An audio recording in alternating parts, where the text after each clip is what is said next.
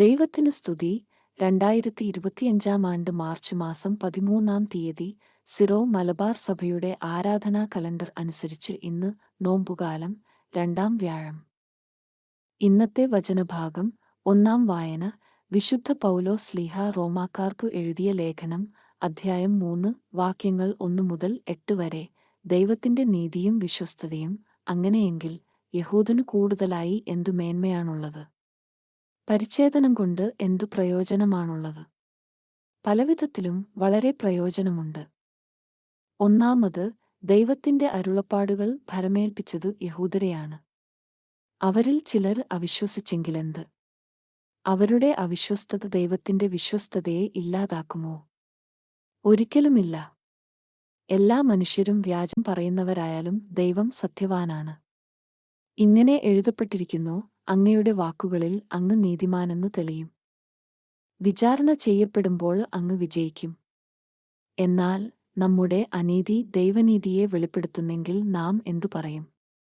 മാനുഷികമായ രീതിയിൽ ഞാൻ ചോദിക്കട്ടെ, നമ്മുടെ നേരെ കോപിക്കുന്ന ദൈവം നീതിയില്ലാത്തവനെന്നോ? ഒരിക്കലുമല്ല. ആണെങ്കിൽ ദൈവം ലോകത്തെ എങ്ങനെ വിധിക്കും?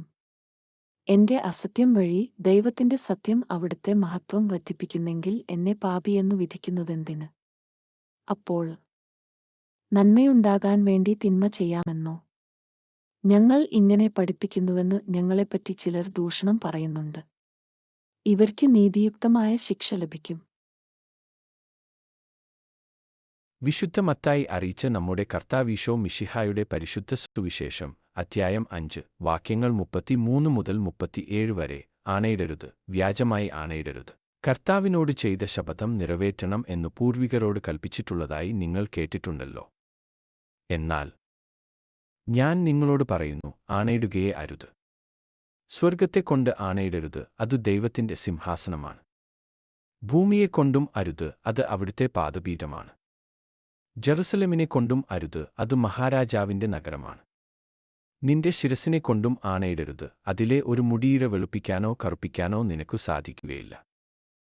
നിങ്ങളുടെ വാക്ക് അതെ, അതെ എന്നോ അല്ല, അല്ല എന്നോ ആയിരിക്കട്ടെ.